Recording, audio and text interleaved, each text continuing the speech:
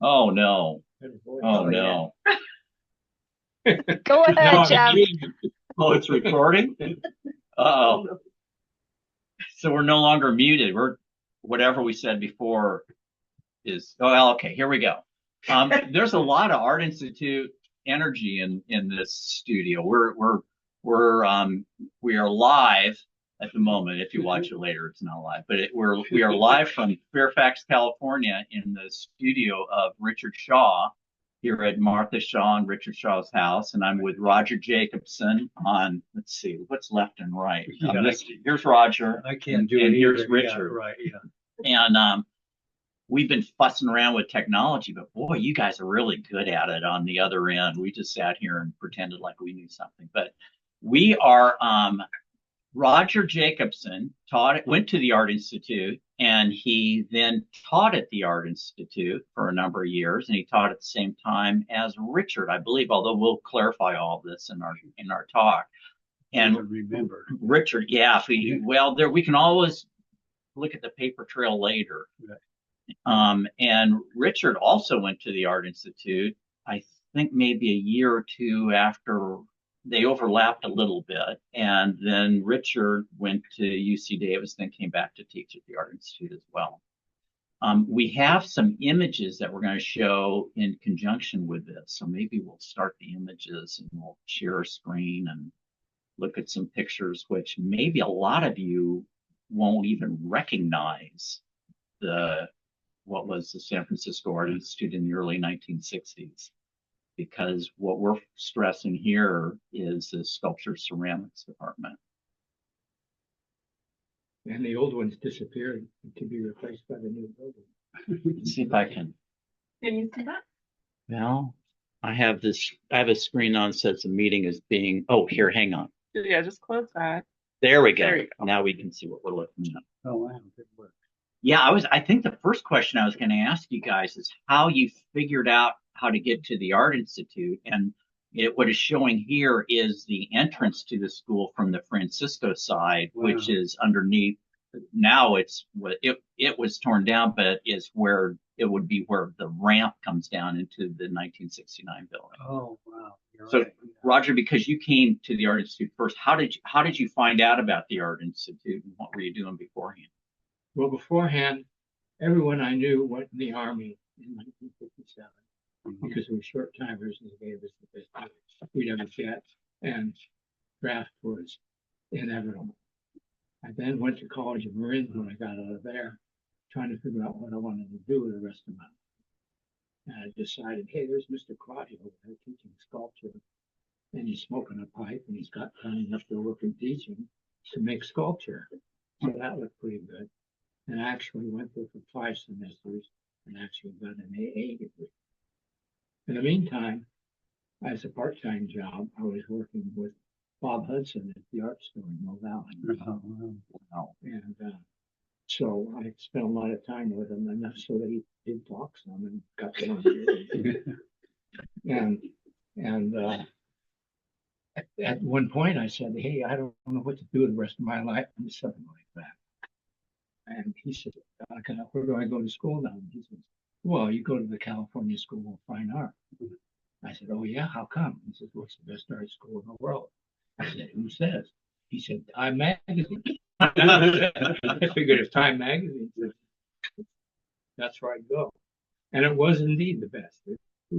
I went there during a really golden time. It was great. Sorry, Rodger. Can you put the microphone a little closer to you? It was too low, and people are having a hard time hearing. Like, just speak right into it. Okay, Okay. we're right like there now. Yeah, I can just hold it. Okay. Yeah. So that's the end of that story. Do you want me to back up on it or anything? Should we back up on that one at all? I mean, meeting Bob Hudson in the store in Mill Valley is interesting, just because Bob Hudson he was a wonderful student at the Art Institute. He had come down from Washington with Bill Wiley and Bill Allen, and he winds up teaching at the Art Institute, and he was the quietest teacher ever to teach at the San Francisco Art Institute. He wasn't very verbose, and at Cal too. Well, you can. So, Richard, how did you manage to find your way? Well, we are. Uh, I was a painter, and my parents were artists, and my dad was a cartoonist and worked at Disney's and did magazine cartoons, and my mom was a watercolorist and did watercolors, and so there were art. My whole life was all about art and being around artists and cartoonists and stuff. And so when I was working on a ranch up in Northern California, this lady got a book of painters, and there were all the figure. There was Diebenkorn, um, Bischoff, Park, and Nathan Oliveira, and I absolutely fell in love with that. I was totally into like Jackson Pollock and all the abstract expressionist stuff. So that, and then it turned out, of course, they all taught at the Art Institute. So I, Martha and I and two other buddies came up to the Art Institute to go to school, and we couldn't get in their classes because they were all full of people. And so we were there a semester and came back and we were going to take their classes, but Stephen Korn had gone to UCLA, Oliveira had gone to Stanford, David Park had gone somewhere else, and Bishop went to Cal. So Yeah. So then You came in after they left? yeah, I was there. I still had them, yeah. Yeah, but they just had all left that semester. That was Because I had Diebenkorn. Did you? Oh, neat. So then I took I'd taken ceramics at Orange Coast College where Martha and I met, and my first class was with Ron Nagel, and I was 21 and he was 24, kind of like you and I, and and Jim Melcher, who was great, and he was 30 years. I asked his wife how old he was. He was 30 years old, and I was 21, and they were so influential and so original with what they did.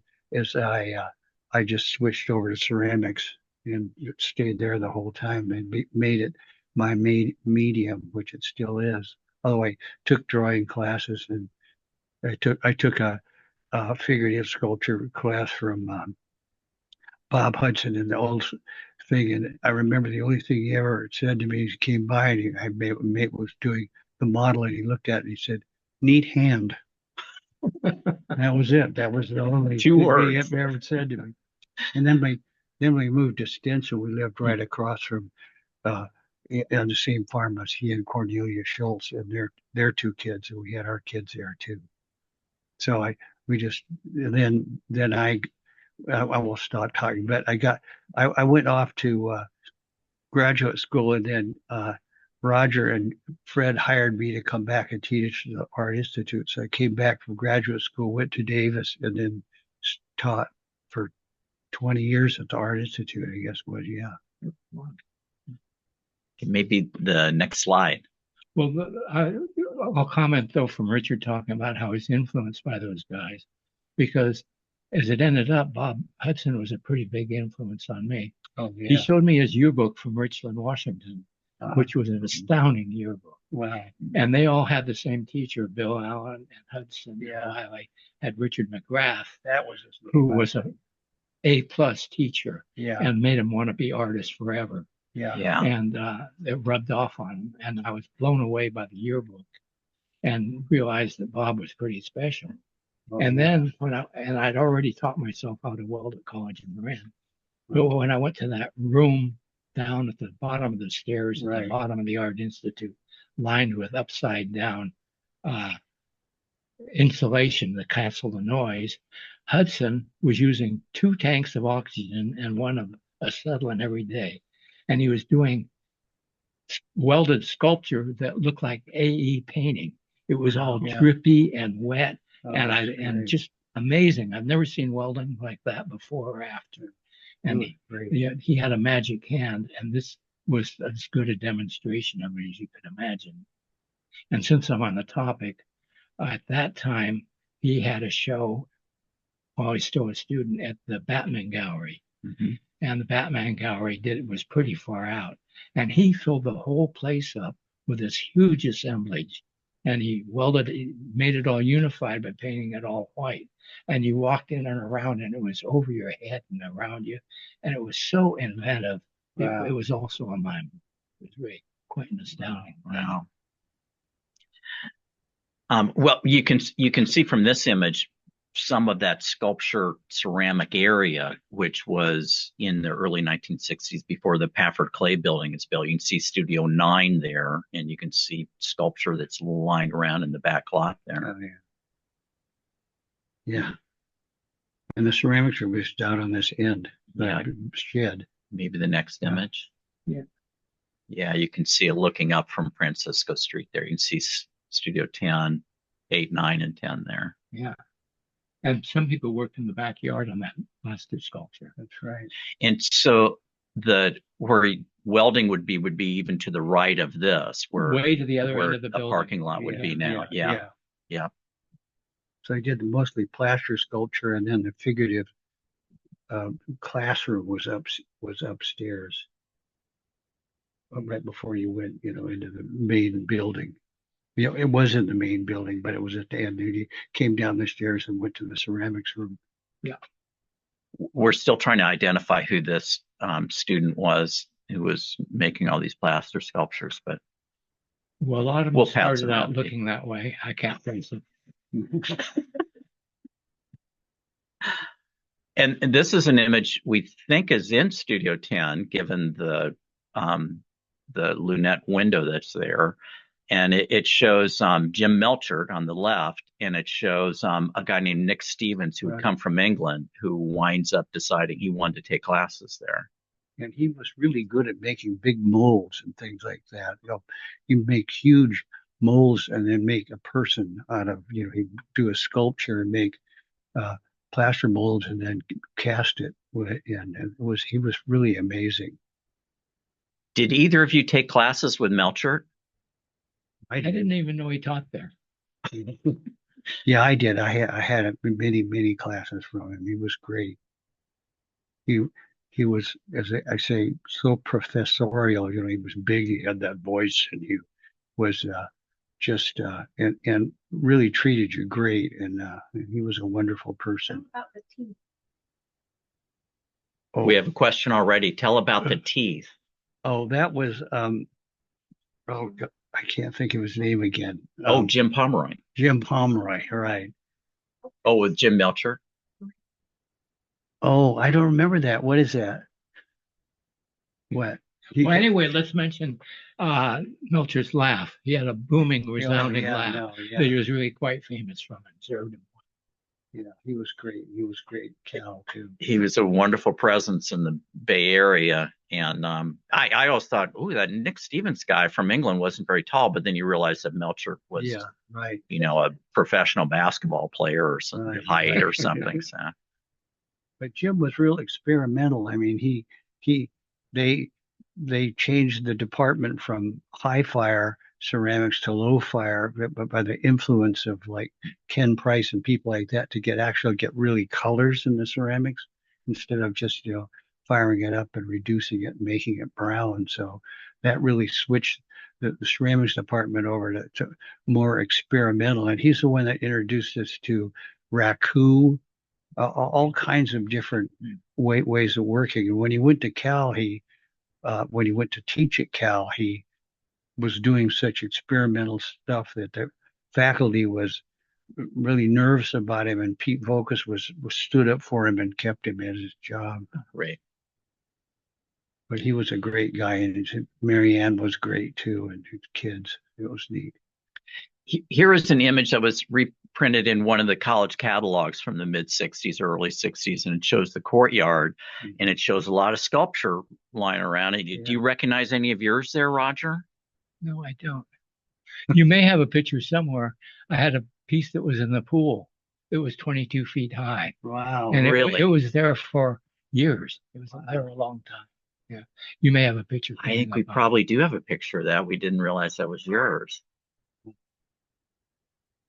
I have the same picture of Bill Geis. Well, now, the young Bill Geis. And I threw in Bill Geis partly because this is Bill Geist's picture that I stole off the Guggenheim Fellowship website, Wow. and for a number of reasons this is odd. I mean, first it's a mugshot that they decided to use on the Guggenheim page. Wow. But Bill Geist, it was always my understanding that he was the youngest person ever to receive a Guggenheim grant, and he got one at 24.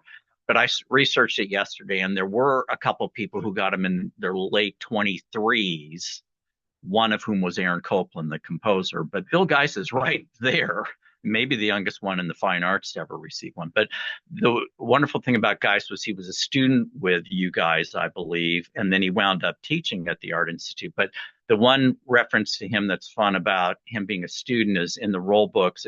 There's one line that says Bill Geist is now allowed back into the class, and you just wonder. I want to hear the backstory. But if you have any thoughts about Bill Geist and his influence, I'd love to hear it. Well, he influenced my life real big because he ran off with my wife.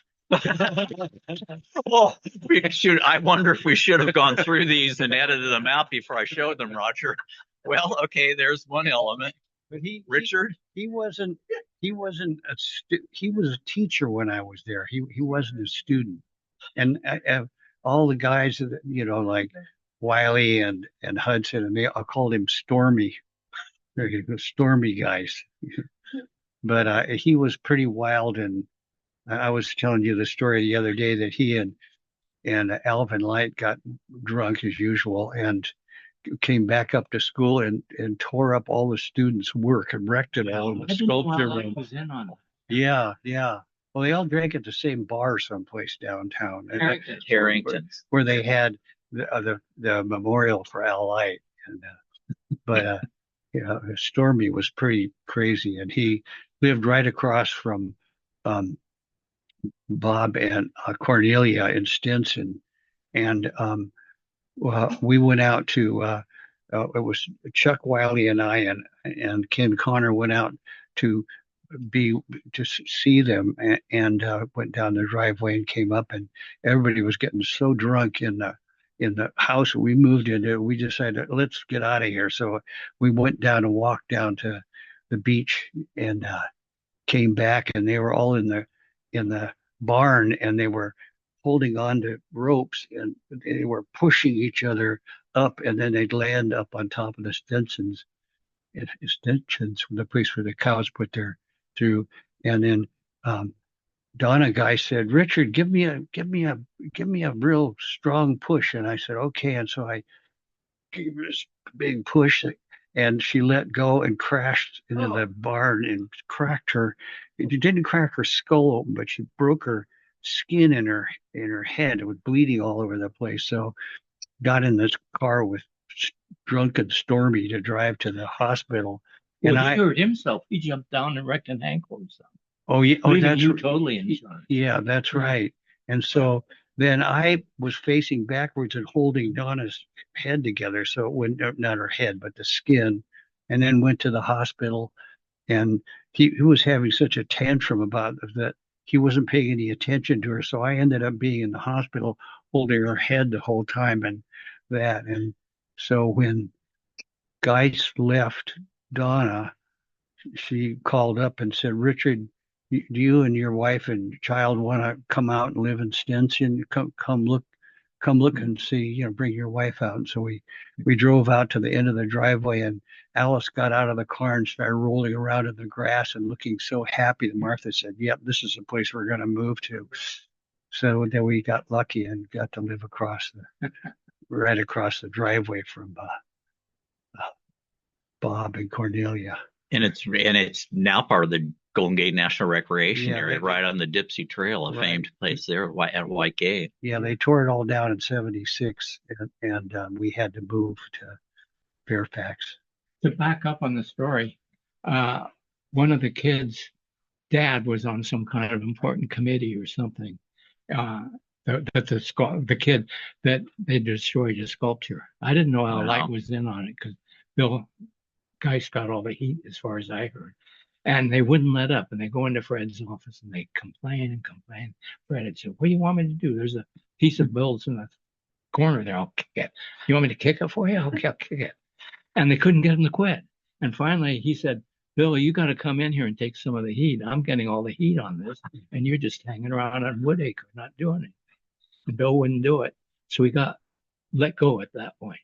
And it took some doing to get me to let him back in, which may be the thing you're referring to there. Wow. But the backstory to that kind of is I had classes from Labdell, and this is a digression that I think is worth digressing because it was so interesting. Laura Whitcomb put together a book on Dilexi Gallery, and she had whole histories of all these people. Right. But one of the things that made her motivated was an uncle of hers had been in World War II, and he had really bad PSD, and that went on and on. And I was informed at that point that Bischoff and Labdell had gone in on the main landings and gone to the death camps and the whole works, and really been through hell. And I didn't know that. And consequently, and I think this is an offshoot from that, decorative was out. Decorative was a nasty word, and you just simply couldn't have decoration. And we were all brought up on that. I mean, the fact that Klimt got 41 million for a painting recently would never have happened in that era. And one of the seminars, Bill took in some little drawings that were turquoise and black with flashes of color in them, and they were really, I thought, really nice little drawings. And Bischoff insisted they were decorative, and Bill said no, they weren't decorative, and it went back and forth. And Bischoff was out to destroy, but it became clear. And Bill ended up crying on the floor, quivering. And Carlos, Bill was saying, "It's all right, Bill. It's all right. We'll take care of you." Carlos Villa. Carlos Villa, yeah. And that was the kind of charged atmosphere we had at the time. And it also had to do with the fact that there was kind of a standard set by abstract expressionism. And I didn't realize its connection to World War II. It made sense later when I heard it. Yeah, Frank Labdell definitely like that as somebody who was in World War II. And, they would call it shell shock, and it really was the same PTSD. There was a story about Labdell after an exhibition retrospective of his at the De Young, and he was no public speaker, but they got him up to speak. And it was at the beginning, I think, of the first Iraq War. And he just stood up, and all he could say was no war. And he just ended it at that. And that's a different way of looking at abstract expressionism really from that time here. Well, that's interesting. Wow. Okay, now that's mine. Tell us about this piece, and it's dated 1962. Yeah, I remember it in the graduate program, and I always just kind of worked and things came to me and whatever happened. And we had some other guy in the class that came from somewhere else, and he barely got in. Boy, I don't know how to tell this story so anyone will understand it when it comes down to it. And he was saying, well, these seem kind of crowded or something. I said, that's intimate space. And this piece is dealing with intimate space. But the fact is, at that point, I kind of worked from the unconscious and just made whatever shapes came to me. And then I was really very concerned about how they related to each other in space. So in this case, those pieces would appear to be floating, and the masses would kind of balance each other off. It's floating. Wow, that's amazing. And floating thing was the thing that I really cared about on that. That's great. And I can't remember where it went, but it was stolen. There we have the seminar with Elmer Bischoff and the big piece I made that was pretty successful. It was shown at the Kaiser Center. They had a big rooftop statewide sculpture show, which was really good. Things were really, really happening in sculpture at that time. And Sally Hillier bought it. And paid off my second mortgage on that. Oh, nice. Now, this image was sent to us yesterday by Rodger, and I will digress here because I hope it's of interest to people who ever came up to the library at the school, but we could not figure out where this was. In fact, I just thought this is somewhere else. Rodger's showing this to Norman Stiegelmeier and Elmer Bischoff there on the right in a different location somewhere. But as we looked at it, we realized, wait a minute, that's the library. That's the media part of the library. That door on the left is the door that goes out onto the roof. And the two doors over to the right where that globe lamp is where the loggia is. And those lights actually on the ceiling were the same lights that were there up until maybe 5 or 6 years ago. But if you see Becky found this image, and you can see the electrical panel there. And if you go to the next image again, you see the library, and there's that electrical panel there. And so you think, wow, that sense of place at the Art Institute.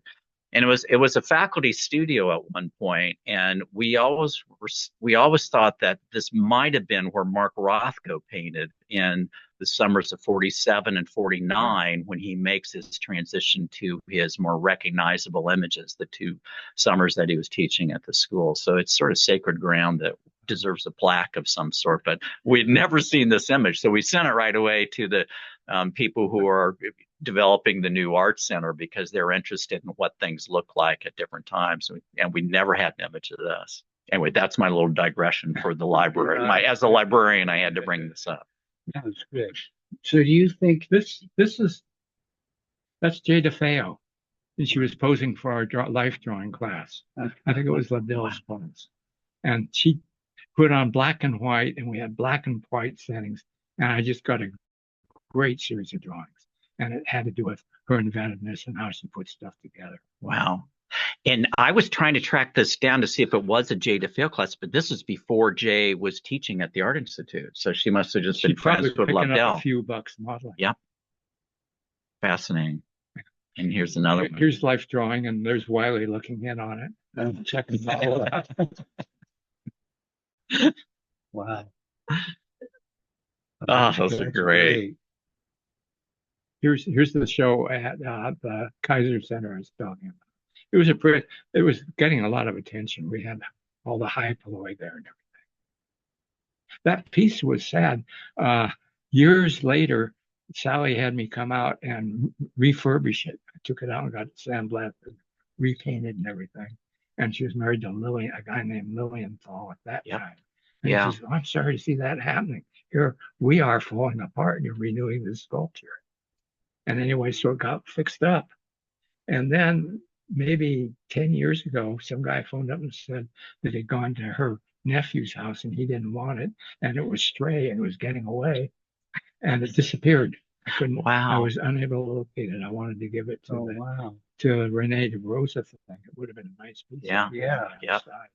But I don't know what happened. If anyone knows anything, let me know. Do you think that you were an influence on Bob's work too? Not particularly his work. I really admired his inventiveness, how he do strange things. How the hell do you ever think of doing that? But if I was influenced by anyone, it would be Al Light, because that formal relationship of space and shapes and everything.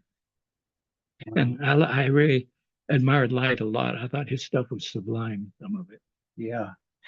But when I wrote my biography here, I particularly pointed Al Light and Bill Wiley, because he's so witty and perceptive and talks about the real world. And Geist, because he made pretty interesting sculpture that was also kind of repulsive. And crabs' claws and everything. And it was interesting stuff. And then I also picked out Jack Jefferson to throw in. Yeah. Because as far as I was concerned, he was as good as it got in abstract expression. Everybody seemed to refer to Jack Jefferson as, a painter's painter. Yeah, and it's like those guys are kind of, Wiley will endure for quite a while. I don't know about the rest of them. Yeah. I'm concerned about their legacy. Now, here's the flyer that you sent us that is fascinating with all the people that are involved from what looks like a student or alumni show in the early 60s. It was in a real gallery down in the Missions area. And that's when things were just happening. There were galleries opening and closing everywhere. It was really a great time to be an artist. So many places to show, and everyone was so excited and everything. Yeah. Wow. Okay, now I put this in because of the quote, and I'm sorry to put in so much text on something because it seems to be ridiculous, but it does talk about Hudson. Jim Monte. This is Jim Monte writing in Art Forum at the time in the early 60s, talking about, Bob Hudson, Cornelius Schultz, Rodger Jacobsen, and Bill Geis, 4 young but enormously talented sculptors, blah, blah, blah. Jacobsen are iron workers whose rugged blacksmith techniques appears to be derived from David Tollertson, a faculty member. Extraordinary. And then they mentioned Frank Lobdell, too, the drawing master, who also is influential. Yeah. So it's exactly what you've been talking about, I think. Yeah, Jim Monte went to Tam High. He was a year or 2 Oh, years he ahead did. of me. Yeah. He's somebody we've always been interested in that doesn't have much of a paper trail, but ran the exhibitions program at the Art Institute in the early to mid 60s. Huh. That's another piece. A formal shot of it. Yeah. Jack Fulton was great. He lugged stuff around with me. Yeah. Oh, so he was the photographer. No, I probably was. Oh, okay. He was the muscle. Yeah, he's the that's when he was just starting photography. Oh. That's another story too. How hard Bob Nelson and Norman Lux and I had to work Fred to get him hired. Jerry Bouchard didn't want another long-haired hippie, and Jerry. I'd never heard that story before, but that makes sense with Jerry. We lobbied him real hard. Finally, I remember when I pushed him over the line and got Jack. That's great. Fred. Oh, here's a picture of you from last year, I think, Rodger. You got big archives there. Well, we swipe stuff from publications and violate all sorts of copyright. Yeah. That was the major piece. I like that piece. I made it in Illinois when I was teaching in Illinois. So it's post Art Institute. And but not very post. You must have gone there right after you right graduated after, from immediately after. And that ended up, I lived in a hillside in San Rafael, and the whole hillside slid down into the house below, and I was sued. And I was so poor and unknowledgeable, I didn't have any insurance. So I finally settled. My lawyer settled it, and this was my payment to the lawyer for settling. Nice. Well, as a California kid, you probably didn't last in Illinois for very long. You know, it's funny. I followed both Diebenkorn and that's right, and Olvera teaching there. That's right. They both on the went same there. Course. Yeah. Illinois had somebody there who was making good decisions. Yeah. What is that? That's from the SFAI newsletter from I think 1966, which has a story about you going to England to teach. Oh yeah. Yeah. I don't know the sculpture. It looks like it might be my type of organization. It's white. Well, we'll send along the interview with you and the story about you. You'll have to rewrite part of your autobiography probably. Okay, now this is a little segue into Richard Shaw, but this is from the catalog from 1966 or 67, and they profiled different pieces of different departments. And this shows Martha Shaw working in printmaking. And so it's a series of photographs. I think we only have like one of the photographs, but now with digital stuff, we can blow all these other ones up and we'll get a peek into Martha's art making from that time period. Sorry. This was in a catalog too. This was published in the catalog, yeah. And again, it seems like last year, Martha, I think.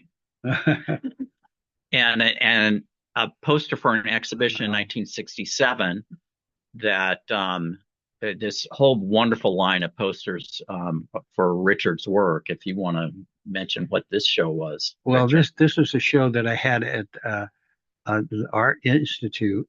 My work in the De La Riviera Gallery, as they called it, and it's out in Stinson, and so I took the guy who kept his horse out there, his horse, and saddled him up, and I was doing kind of animal things like those couches with paintings of different animals on them and things like that. So I thought it would go, and it's what do you call those photographs that's just black and white? I forget. I don't know why I did that, but I think Bonnie Russell probably did the poster too.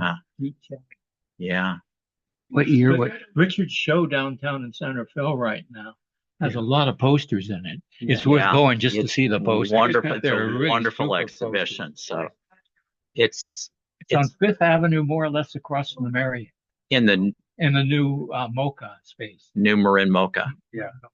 Yeah.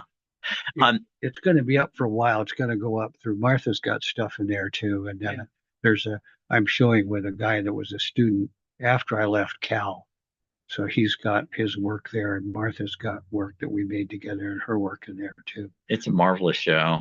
Yeah, I think it looks really good. It's pretty cuckoo, I think. And you know what? In looking up information about this poster in this 1967 show, Richard, there was either a press release or something that Fred Martin had written about Phil Linares and this show. Mm-hmm. And it mentions how Phil Linares was so good about finding and discovering new changes and new happenings in the art world. Mm-hmm. And he highlights this specific show of yours as being one of the ones that really catapulted California ceramic making, which is so interesting, and how this was one of the initial exhibitions that got people intrigued in it. So it's a watershed show. Okay, this is just for ambiance. This shows that from that time period in the mid 60s of the courtyard, photographed by Philip Delory. In this, maybe we should have Linda Connor comment onto how it's, that diamond shaped shape of the thing. But while you're showing the courtyard, it's worth mentioning Wally Hedrick, who had a jug band and a lot of music. And he played on the back of a pickup when we'd have peace marches and everything. Huh? And he also would just play spontaneously. And there was one beautiful afternoon where he started playing the music and people started taking off clothes. And pretty soon we had a naked orgy with people getting in the pool. Well, I don't know how clear this image is for us, where we're sitting a little ways from it, but we managed to make sure this could pass muster, and sure enough, he's highlighting the drums. But if you look in the pond, you'll see plenty of people that decide to shed their clothes. Well, that may be yeah, you were there, Rodger. That's why the Studio 13 jazz band. In the bottom of the pool with Jerry Bichard, he says, I must be getting old. I'm more worried about people getting squished and hurt than I am about all the frivolity. And this is something we just came across recently, which was, can I read it from here? A Christmas and New Year's exhibition of ceramics, and it's from 1969. And it has a piece by you, a camouflage tea set, I think is the title of it. And it's a little hard for us to see from here, but it's again, California ceramics, being highlighted in the 1960s. Well, there really was a movement on the West Coast from a lot of different schools, like Cal in Southern California, Davis for sure, of people coming up with new ideas. And so it was, they had that show. Oh God, I can't think of a minute. Well, I forget the name of it. They did a whole book on it, and they did the show again with new ceramic. Was Objects USA? That was what it was called. It was a really good book, and it featured people from the older people that did stuff, guys and gals that did regular traditional ceramics, and then all the new stuff, like with Arneson and Bill Hooley and Pete and Ken Price and everybody too. So it was great. You're right in the center of it, right there. Oh my God. Okay, now we came across these recently, and Beck and I managed to get our thumbs into them because we had to cover up the Social Security numbers. But this is the only year that we seem to have all these things. They're all curled up, and this is from 1972. The faculty ID cards from 1972. Wow, what's that stuff in the back? And then of course there's Rodger. So we did identify you guys as both teaching at the same time, roaming around. Wow. Oh, and the background of that other one was just all the images there. That's all the other ones all folded up. The roll. The faculty. Wow. And it's really an amazing set. I mean, it's everybody from Victor Bergen to Bruce Conner to, Wow. I mean, it really is a fascinating group of people. Linda Connor's in there. Great. And this is from, I think, the 1972-73 catalog. And I'm going to have to come close to read it because the reason why it's your piece, Rodger, that they show, it's a sculpture, but then it shows who it lists the sculpture and ceramics faculty at that time, which was Jeremy Anderson, Richard Berger, Karen Bresci, Bill Geis, you, Rodger, Al Light, Ed Pickett, Bob Rasmussen, and you, Richard Shaw, as coordinator of ceramics. So if you'd like to mention or talk about any of that set of people. Well, gee, I don't know. It's so long ago, but they were all buddies. Yeah. We were just thinking about Richard Berger. I mean, you showed me that, he was a big motorcycle rider and all that. He was a great big guy too, right? Yeah. Yeah. It was Jim Pomeroy wasn't in there. Jim Pomeroy was not there yet. Okay, yeah. But yeah, and Berger did have one. His knee down was wooden leg. Right. Oh, that's yeah. Martha was saying that. Yeah. She remembers he had a bum leg. With candy apple red. Oh, I didn't know that. But Karen Bresci's in there. I brought in Eddie Pickett from England, and because he was working on plastic, and we got a vacuum former, and he was doing innovative stuff, but he ended up being a rebel and making quite a bit of trouble. And Eddie Pickett, wow, I remember that name. Wow, I forgot about him too. He was from vacuum form thing stay around because when oh God, who is going for president? They did all those masks. I don't know. It's possible.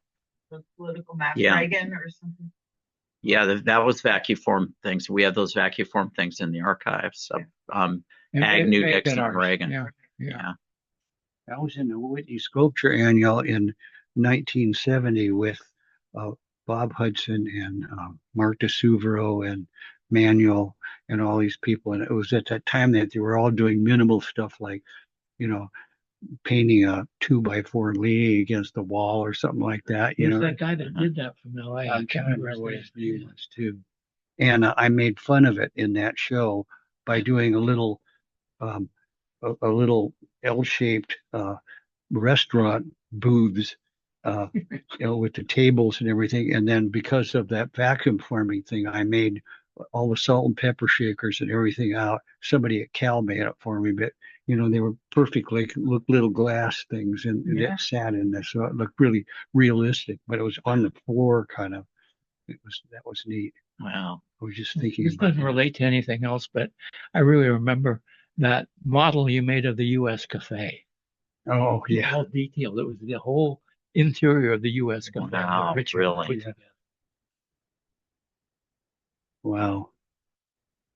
Okay, now this is after you were at Davidson, you did come back, and this is probably from that year, 72, 73 with the faculty ID, but your friend, you had your friend Ed Hardy, who had been at the school, come back to give a lecture after he had gone off to do tattooing. You had him come back to do a lecture on the history of tattoos to your graduate seminar, I believe. Yeah. Well, it was it was an undergraduate seminar. Oh, was? Yeah. Okay. Yeah, he came in and I had been showing slides. He sent these great slides of tattoos, like Japanese tattoos and things like that in class. So I had him come give a lecture. He'd been up in Canada or someplace. Mm-hmm. And he came back and he gave a lecture, and then he tattooed myself, Ed Blackburn, and who was the other? Rasmussen had that big goose-eye wave all across the right. And it was Gregor Weiss, our cousin. And so he came into class. It really blew the class's mind to have, because tattooing hadn't really gotten popular then. And so this was the tattoo that he gave me. I did a drawing of a cup of coffee because who would want that on there?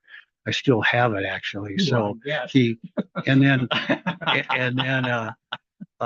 Gregor Weiss had a pair of scissors that said cut paper, and then Eddie Blackburn had one of his kind of drawings got on his arm too.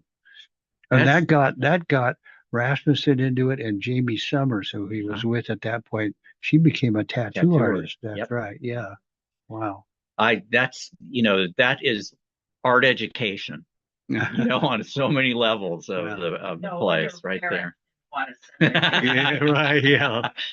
All the better advertisement for the school. Your parents don't want you to go to school there, so that's where you should go. And with Hardy, he realized that you didn't have to keep doing the traditional tattoos that you could do, that you could make them up, or somebody else could make them up, and he was great at making up tattoos. So it sort of led to a whole different area of tattooing. So you didn't have to do flash from everybody's tattoo studio, do the same flash, that kind of stuff. Okay, now we'll move to the later 70s here, where this is 1975, and 75. And shows what's it called, the tuxedo. You had a name for this, and tuxedo brand ceramics, like you call it. So. Yeah. And this is the Artist Soapbox Derby from 1975 that was sponsored by the San Francisco Museum of Art at that time, before they had thrown in modern into their title. Oh, that's right. But this was your soapbox that you decided to put into the Soapbox Derby. Yeah, and that's Martha, and then that's Gregor Weiss, who built the car with us and myself. And then we had a buddy who had a fiberglass factory. His dad had a fiberglass factory over in Richmond, and I built a model of it, and then they made a mold and then made it out of fiberglass. Wow. And then we took it out to Stinson and painted it. And Gregor built all the steering gear and the wheels and all that stuff. And we had a little.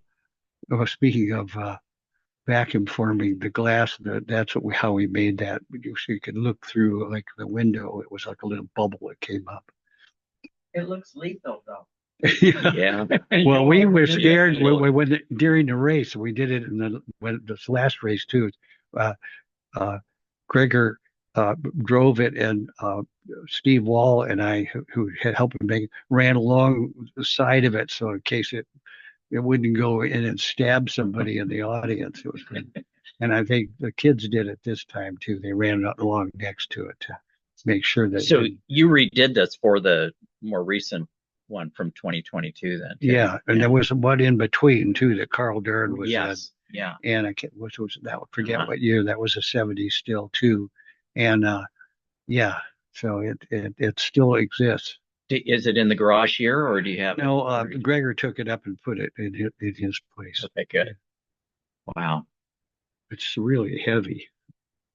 Okay, now we're going to move from one athletic event to the other athletics that you guys did. This is a photograph from a book that was published by Lloyd Kahn of Shelter Press, called I think it's called Over the Hill, but Not Out to Lunch. But it shows Jack Fulton on the right and you, Rodger, on some sort of escapade.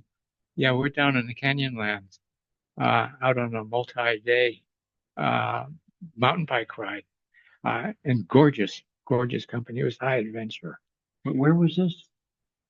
It's in the southeast corner of Utah. Oh. Is that when you went to Moab and Jack found the... No, Moab wasn't particularly part of this trip. But I did have 3 major adventures, hiking through the Grand Canyon with Jack and Bruce Nauman twice, and long hike. And then on this one, which I'm amazed you found out about that, and it's up there. Yeah, but it was great. And this was back in '82, I think. It might have been '83, when mountain bikes were still barely around. Yeah. And I was really disappointed to see someone had already signed the log that had been on mountain bikes at the trailhead. Wow. And the trailhead is hands flat, if anyone wants to know. And it takes you past the mountain, I can't remember, the Chocolate Drops and Doll's House. You end up at the Doll's House, and you can take another ride out to get to height at one corner of Lake Powell. And it's long and it's arduous. And it's really fun. Oh, I hope you guys have more images. I should check with Jack about your other adventures I've got too. Those gobs would of be them. I great got for some the good ones. archives. I got some with me. Great. The Grand Canyon. Grand Canyon would be Yeah. good. Yeah. And Bruce Nauman, incidentally, is the best woodsman I've ever been out there with. When you're walking in the Grand Canyon, he's the guy that would see the horny toads, which are invisible when you're walking along. And he has a whole history of that kind of outdoor stuff. That's another part of his legacy. That's a good person to go into the outback with. Yeah, and also he made beautiful knives. I still got a folder of his. Wow. It was really a nice knife. Yeah. And so forth. And one story about him too, so we're just breezing through.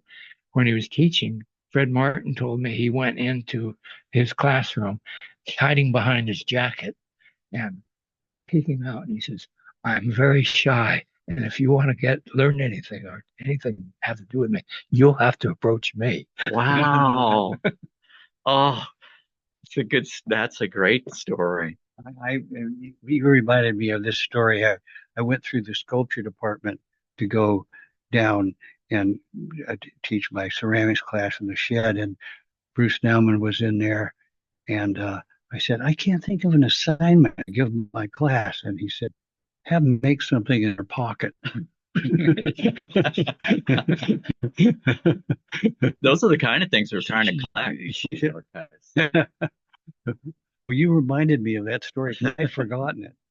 Okay, now here's an image that was published in the local newspaper section at one point about and shaping is the only we only have this half of the article. One piece is about Modesto Lanzoni swimming the bay, I think. Wow. But then this one is of you, Richard, riding your bike, and it mentions you riding into the Art Institute. Yeah, well, this is where they tried to make him famous right here with him exercising, riding his bike into the Art Institute twice a week, and then it also mentions you playing soccer in Bolinas. Oh, well, he had to go over the mountain. They were on the other side of the mountain. Yeah, we were in Stinson. Yeah, twice a week. Wow. For years. Yeah, and I'd meet Gregor, my cousin, in Mill Valley, and we'd ride all the way to the city over the bridge, and at night we would ride over the night of that we got the tattoos, we rode over the Golden Gate Bridge back, and we had to sneak around the gate. And remember, there's no bicycle riding at the bridge at night, and we went over, and then we went, it was the first time we done it, and then we realized we could push the gate open on the other side. It was locked from getting in, so we did that, and then eventually we started taking the Sausalito ferry, but pretty much rode the whole way. And when you taught at Cal, you continued to ride. Yeah. It's a longer ride. Yeah, that was fun. Can't do it now. I don't have any knees. Was that there? And you could... Is that how you got across the Richmond Bridge? Or did you go the long way around? No, I would go to the Sausalito ferry and then get off at the ferry building and then ride to Bart, and then go take Bart over, and then ride up to Cal. You should have gotten Commuter of the Decade award. And there are all kinds of interesting people on the ferry and on Bart. I mean, people you would never know only by, commuting and being on a ferry and stuff. It was great. Okay, the next image is one of your sculptures, Rodger. Yeah, that's a public piece in front of City Hall of Sausalito. And they had an open competition for that. And I think the sculptors had to be in from Marin County. Nice. And that one is still there, and it's in deplorable shape now. Oh, it is? Well, and it was interesting. I sold it pretty well. I actually made a maquette and put it in my coat. And I went on in and I said and I plopped it down on the market on the maquette that the architecture had made. And so it was a good presentation.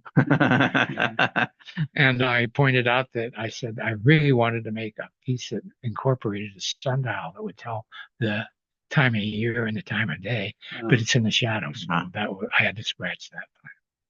It's got sun there, but it didn't have continuous sun. Huh?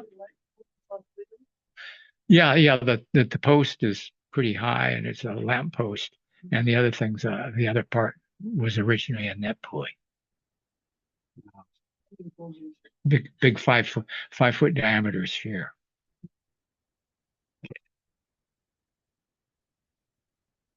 That piece is very early. It's right after I got to the Art Institute, and the top of it opens up.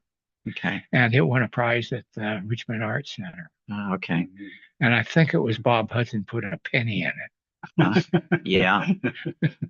Nice. And it's fun, interesting too, that talking about the subconscious on that one, that thing in the middle opened up a little door there.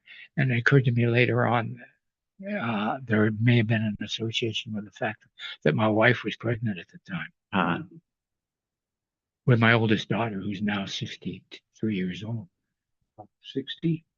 63, maybe? No, yeah. Yeah, I also be 60. Oh, there's my reader.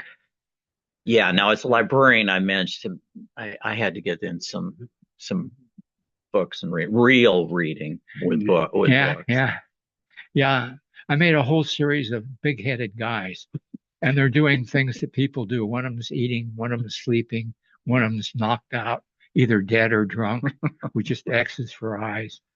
And there's others beside that, and this is the reader, which was kind of the most popular one. I've actually sold it a couple times. Nice. And this is the big bronze of that one went to somewhere down south, the University of New Mexico or Arizona or something, going in the library. Yeah. And I hear that it has places where people rub it for luck before death. Nice. Yeah. What years were you making these? That wasn't that long ago, maybe 25 years ago. Would you say, Helen? Yeah, 80s? Yeah. 10 years ago.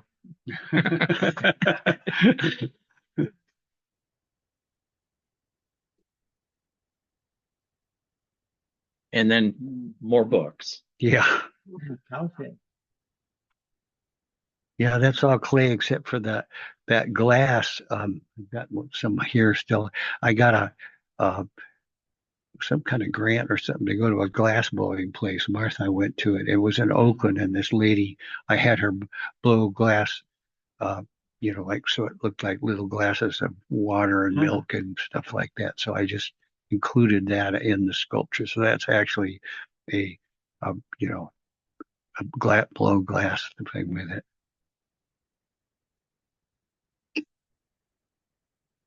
That's kind of like, look, I don't know when that's like all the stuff you see over there that I just, we're looking at. Yeah, again, my whole childhood was all about art, and everybody was artists, all the adults and everyone, and the only thing I was good at was art. I spent 5 semesters in the 3rd grade and 4 semesters in the 10th grade. I couldn't read, so still can't tell right from left and can't read phonetically. But so I was in love with art, and Martha's dad was an artist too, and mom too. So we grew up and with all that around us the whole time. When did you start doing the Trump Lloyd work? I mean, I think that we got Bob Rasmussen and I got a grant from the Art Institute to go and try to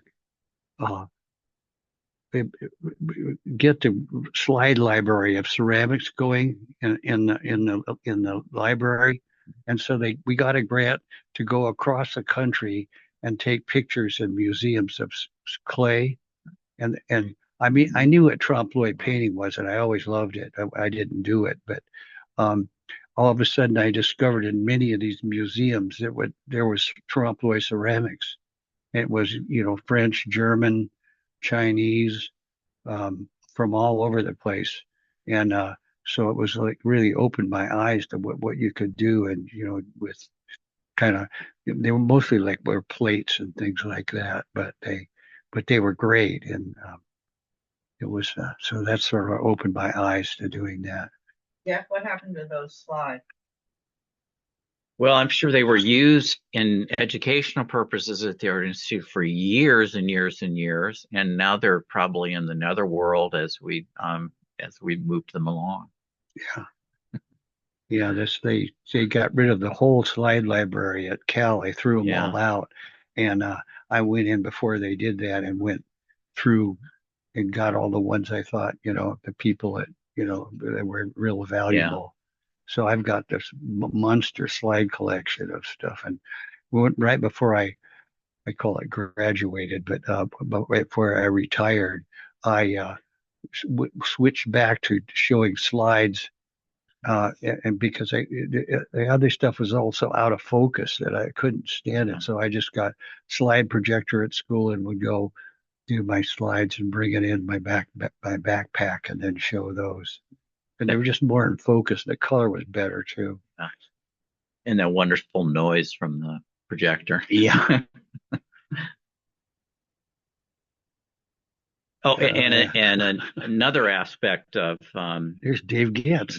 We have Dave Getz here, and hopefully Dave Getz he wanted to participate today, so I hope he's around. He was he was great. Yeah, good this artist Studio too. 13 jazz band with one of the many instruments that you would play. Yeah, good artist who went to the Art Institute and a great drummer. And I'm trying to think of who's the guy that's got to show up right now at Tebow Gallery? Bill Bill Theophilus Brown. Yeah, he played the trumpet. Oh, he did. Yeah. I didn't know he was in the band too. Wow. And I'm trying to think of the name. But the guy that I mentioned was a figurative painter. There's Bischoff and Park who were in that same band. David Park played the piano. Wally Hedrick, of course. Right. Wally played the banjo, and Mike Henderson. Right. Yeah, Mike Henderson took over for Getz when he went off with his band. That little band that Dave had. Yeah. That was a great. Janis Joplin. Yeah, I know, so famous. Wow. And Oh my goodness. one other piece. This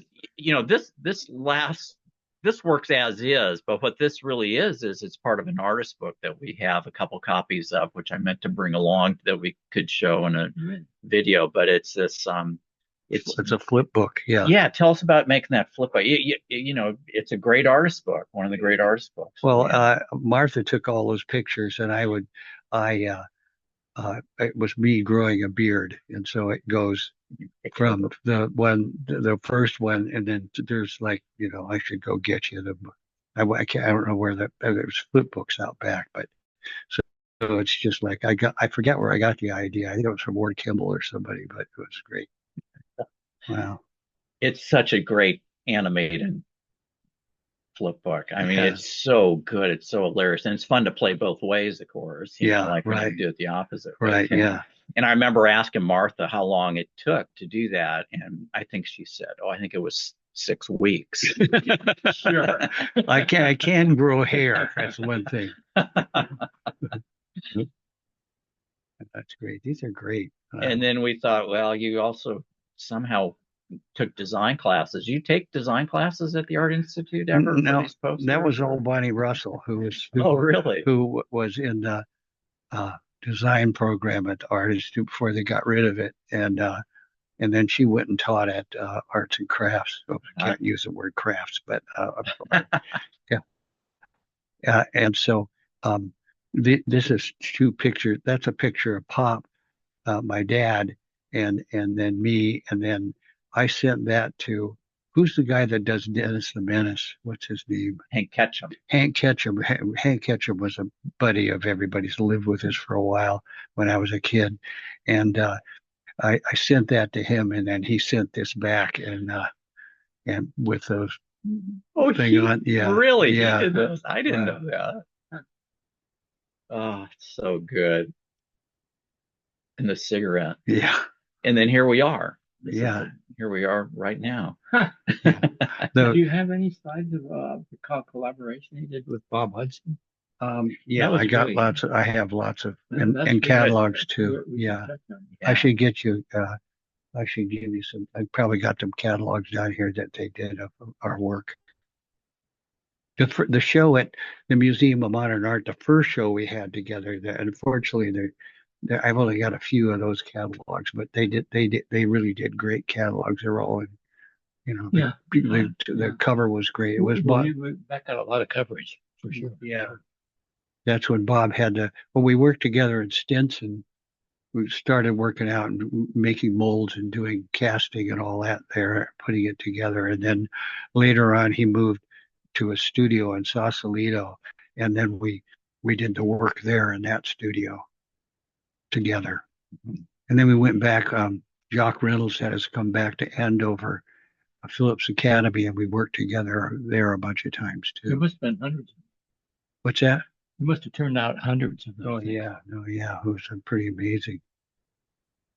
Because at Andover they had a whole thing of molds that they'd all thrown out in the backyard. Oh yeah.